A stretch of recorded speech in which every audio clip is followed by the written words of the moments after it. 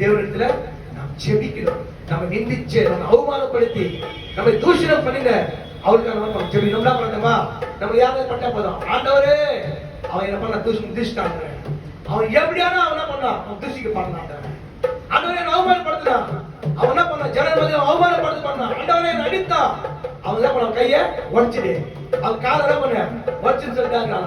அப்படி செய்யாதவரைக்கு நம் தேவன் என்ன காரியத்தை அவர் செய்தாரோ அப்படி நடக்கும் சொன்னால் நம்ம அவர்கள ரட்சிக்கப்பட வாய்ப்பு. ஏன்னா தேவன் ஒரு வார்த்தை சொல்லப்போம், அவர்கள் அழிஞ்சு போயிருப்பாங்க, தண்டனை கிடைச்சிருக்கும்.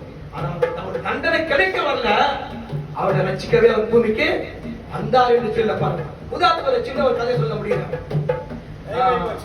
ஆஸ்திரேலியா